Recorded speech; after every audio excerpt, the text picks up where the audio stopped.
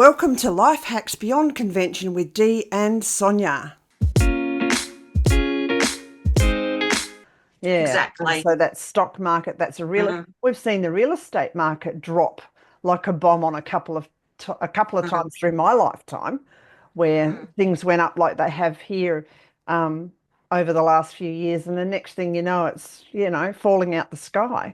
So yeah, just we don't own a lot, do we? Really, in real terms, it's all a lot of Well, and the it. money in the bank, like people think that it's their money, but through all the COVID lockdowns we had here in Australia back, when was that, Yeah, 2020 to what, 2022, 2023? I three. can't remember exactly. Yeah, Yeah. So one of the things, I was listening to the radio actually, and they were talking about how there was this situation, because I don't have a whole lot of faith in our banking system, but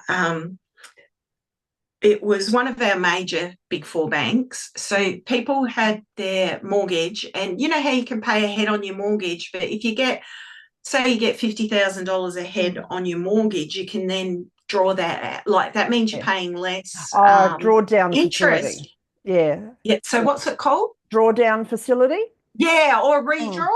Is Redraw it a or redraw? drawdown. Yeah. Yeah, okay. Yeah, so they were talking about this. So there was this Melbourne couple who, through the lockdowns, both of them actually lost their job, like Mm. because the Yep. business wasn't in operation anymore. Yeah. So they went to try. So they were. This is why I chose $50,000. They're actually $50,000 ahead on their mortgage. So they thought, well, that's okay. We'll draw that money out. We'll Mm. redraw that $50,000. Yeah. They Well, couldn't. the bank they were allowed to draw 50% of it. So they Oh. were allowed to take 25,000 out, but the bank wouldn't let them take the other 25,000. And there was nothing they could do. They actually tried to fight it, but as part of the terms and conditions, Ah. the bank can keep your money. And I think that's the thing. Read Like small print. yeah. And there's been, I don't remember exactly when it was or what the situation was, but I do remember that there was a time when when we were only allowed to take a certain amount of money out of the ATM. Yeah. Mm. Yeah. It's like it didn't matter how much money was in your bank account, or not even just the ATM, in the bank account in Yeah. general. We were only allowed to withdraw a certain amount of money because Yeah. there was something going on at the bank. I don't know. Mm. There must have been Yeah. some sort of liquidity crisis. Yeah. And You it's know. just like, so the Yeah. money's not ours No. No. Not at all. unless we've No. got cash under our And our mattress. assets aren't ours half the time either, because I've always said to people, don't get an overdraft. And we were in a difficult position and had to have an overdraft. And man, I made sure that damn thing was at zero all the time, because in the small print of probably every overdraft document is, if you renege or if the bank decides to, they can pull the overdraft down, and because they've done that, they therefore have the right to call in all of your loans. So if your overdraft's over, in our case, one property, but we have a mortgage on another one, had we defaulted, or even if we hadn't defaulted, they could choose, say in this case, there's a drought. No, we're not letting overdrafts anymore. We're shutting you down completely. They could pull in both loans and sell your house, even though it didn't relate to the overdraft. And I found that out many, many years ago. So I was very reluctant to have the one we had. I'm glad it's, gone. But in that process, changing through banks, we also ended up where the loan we ended up with didn't have a redraw facility at all. So Mm. they really are very much in control.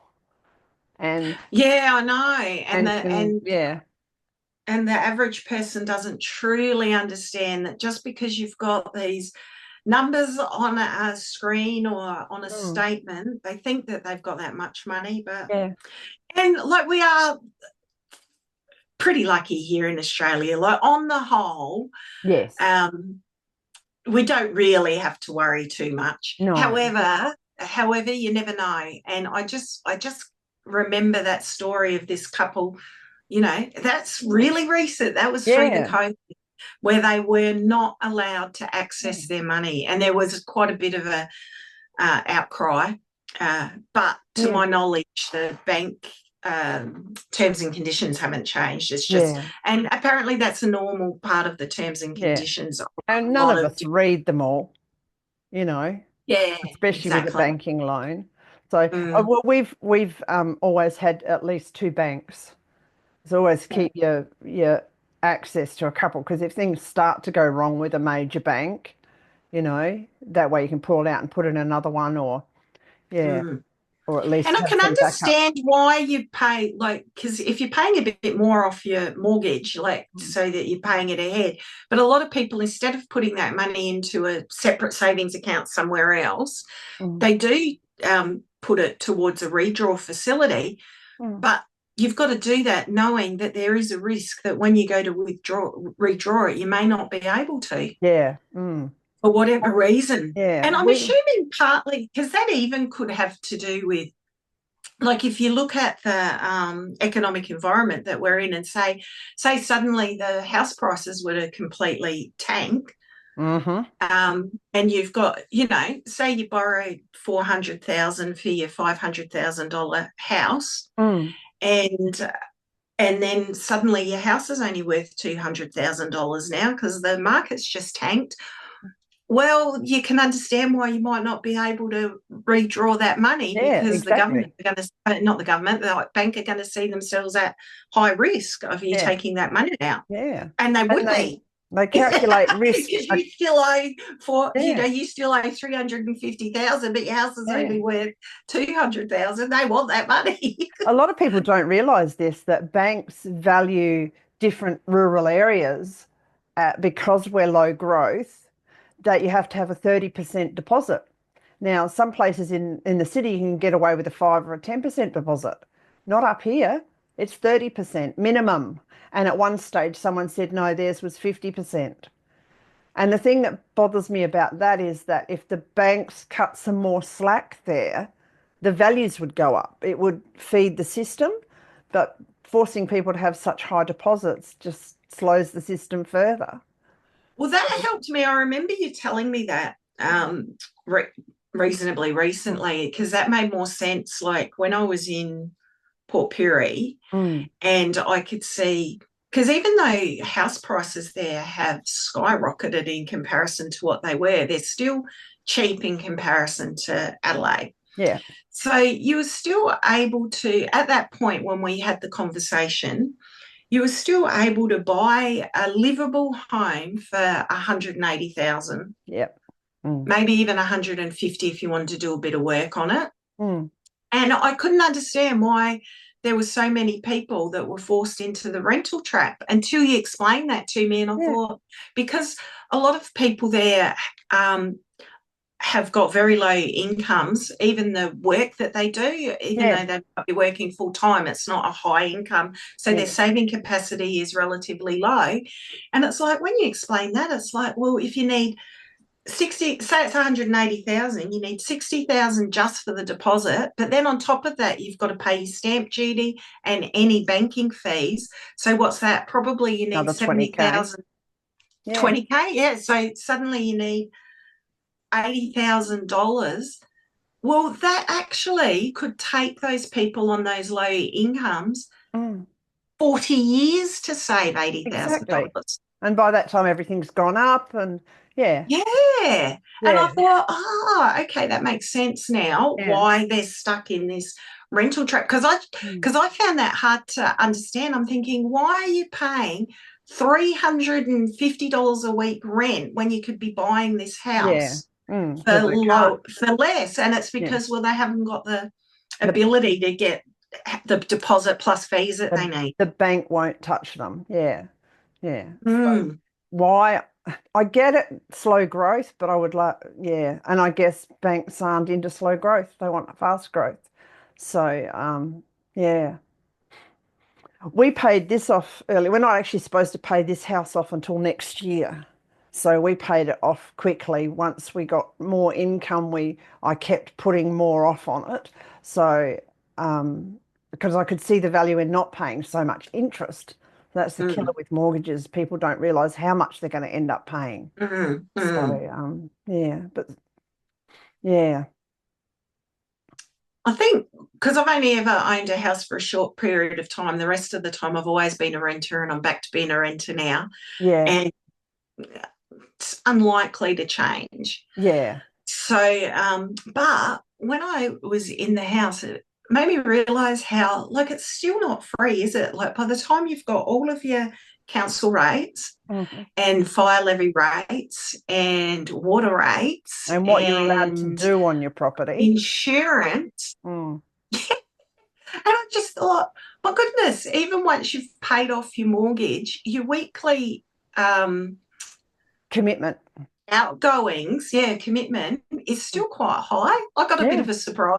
Well, did I get a surprise? I didn't get a surprise, but the reality, but it was just the reality of that. yeah, Of yeah. yeah, it The cost still of, costs a lot, especially, and you can understand on low income yeah. why um, people don't maintain their properties. Well, yeah, they probably can't afford to in a lot of ways. Exactly. A lot of So, those maintenance things cost a lot of money. yeah, Yeah. and it always amazes me that people don't pay their council rates and don't realise that the council has the right to sell their home if they don't. Oh, Yeah. okay. Because Yeah. I did know, It like, there has to was be this over. land in one of these, there was some land that had come up that I saw was for sale, and they were basically selling it for the amount of money that was owed on it. Yeah. Oh, So that's that makes a sense. So that mortgagee. must have been the council that was Well, it actually can doing be, that then. but it also it's yeah. See, banks, if you don't pay your bank loan, they can foreclose on you. Um, Yeah, yeah, I knew that. and I have experience with this. So in the oh heck, I was 17, so in oh 72 or 73, I saved up money and bought a block of land. And a couple of years later, I got married and we traded the block of land for a house. So, a new built house. And that house at that time cost us $32,000. It's down at Aldinga. There was nothing there, no buses, no shops, nothing. So $32,000 and For house and land. yeah, house and land. And so we were paying that off, and then someone went and played up with another lady. So that marriage broke down. And I didn't have enough money to pay it off, and he'd gone. So I left, and he came back to the house, and he was going to pay the house off. Well, he didn't. And so what happened was the bank foreclosed on the house, and I, by this Mm, time, was interstate and out of work. And so they sold it for $23,000 less, and we mm, owed probably 30 on it. And they tried to sue me for the mm. rest of it. So what happens is Oh, the bank says okay. the bank says we own the house now, we sell the house, we get back what we can. Banks are insured against losses. So they claim against their insurance Mm, company this, it was $8,000 difference. They claim that mm. $8,000. The insurance company then sues the people that Oh, caused yeah, the loss. wanted you to pay. Yeah, Yeah. And what happened yep. was I was out of work. I did have a little bit of part-time work, but I went and saw my boss in a mess because I got this legal document. And he said to me, just ring them up and tell them where you are and that you've got no work. And they let it go. But I Mm, didn't even know that system existed. So I've known mm, that mm, from a very young age. So, mm. so banks That can was a good foreclose. lesson to learn Yeah. early on in your life. Yeah, so banks Yeah. foreclose and then covered by insurance, and the insurance company Mm, sues the original owner. With the councils, mm, I don't know how they take over the house, but this happened in Cooperpedy a while back, and nearly every property in Cooperpedy, I think, was for sale by the council because people mm, just hadn't paid it for years and years and years. So there's a timeline on the council one, but I don't know what that is. But people think that they can just mm, not do it, and yet the council needs the money too. And then you've got this whole thing mm. where we only own the top 6 inches anyway.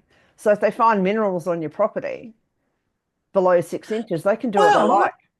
and the airspace isn't yours No, either. no, no. That one blew me away. One of my friends, her sister, owned a house on the Mornington Peninsula in Victoria, Yep. and they were having difficulty selling it because somebody behind them, or to the, I think it must have been behind them, had bought the airspace above their house, or leased the airspace, bought the airspace, not sure what it is, which meant that my friend's sister's house, they were never going to be able to go up, have a double story, because the people behind it had bought it so that they could make sure that that was a single story, so that their lovely double story house, You they could wouldn't. still have their ocean views, you They see. can So, buy yeah, the airspace. so somehow, and I don't know how that, and then um, one of the houses that one of my daughters was looking at for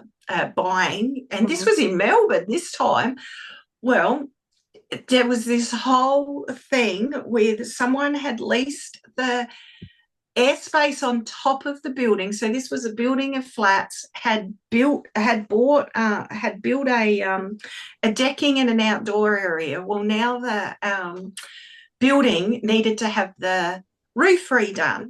The house had swapped owners. So this was the house with the decking that had been made. And there was this whole thing because the new owner just thought that it was probably his airspace, that And he'd yeah, bought both the house and the airspace. So anyway, so he's like, no worries, I'll take that down. But when that came to all the legal finagligans, what had happened was that the documents hadn't passed hands and he didn't actually own that. So he couldn't take it down. They had, and so there was, I don't know what the outcome was, but this huge legal problem because somebody else owned this airspace. airspace, which meant they couldn't take down the decking, which meant they couldn't repair the roof. Well, that's a new one on me. So yeah, I'm going to write that one down. Like, you know, And my friend's sister, like it took them ages to be able to sell their home because a lot of people in the district that they were wealthy and would want to renovate upwards straight away. yeah. And yeah, so they just had to wait for the right buyer, somebody that was happy that if they wanted to renovate, had to go outwards, not upwards, Wow. because they didn't own the airspace. I know. So, I just didn't even know it was a thing. And I on don't the know how word. you get to own the airspace. So how did they get to own it anyway? Who owns it? Well, that, and then the whole thing with drones, because people have been using drones to snoop on people and they've had to change all the laws about that. So maybe it's come in at the same time with that. Because if you own your airspace, you know, you have to get permission to put a drone in there.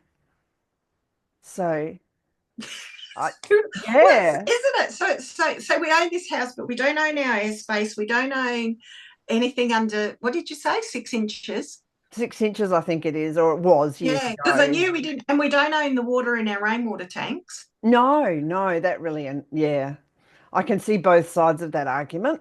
Living in South Australia, where so much water gets pulled out of the Murray up north, but yeah, we really are fully controlled. There's probably a couple of Are we places. conspiracy nuts? Where's Yes, our that's what I tinfoil was going to hats? say. But it's not, that's just it. It isn't. Once you look into it, it's all documented, isn't it? Obviously, the airspace thing is documented somewhere. So it's not a conspiracy. It's how it is. No, it's real. Like these were real people, and the Yeah. Melbourne one is real, as in that's only this year. Yeah. And the Mornington Peninsula one was last year. Her Wow. sister finally sold the house. Now, I'm not sure how long it was on the market for, but yeah, it Yeah. finally sold last year. So we are talking about this is current, Mm. but I don't know how you get to own it. So and I don't know Well, who I does guess own it. the aviation authority, I've got no idea. to a degree, wouldn't they?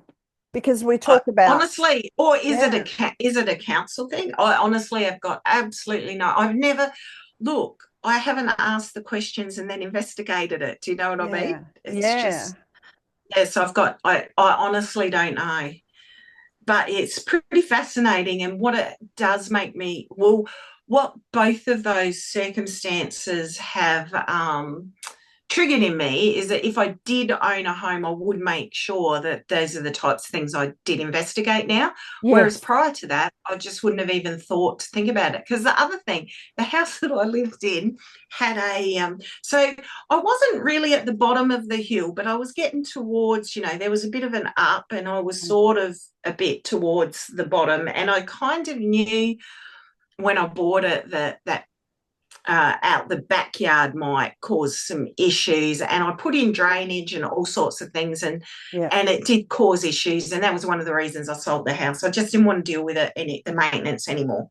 Yeah. And but what I didn't know, this was the thing, out the front, you know how the effluent, like when it comes, like the sewage goes through and they have those Yep. big, huge concrete things. Yeah, septic tank type. Yeah. Yeah, where they can lift it up, and that's where they get in and do whatever they need to do for the sewage. Well, that was Oh, right out the front of my house. yeah. And what did I discover? That if you're at the bottom of the hill, everybody's sewage comes down there, and if it's going to overflow, it Can get into your overflows place. into your driveway Yeah. and your footpath.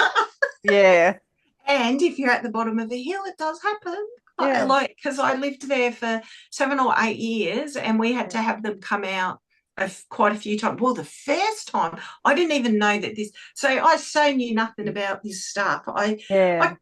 I didn't even know really, It because you see existed. those concrete things everywhere. Sometimes they're for telecommunications.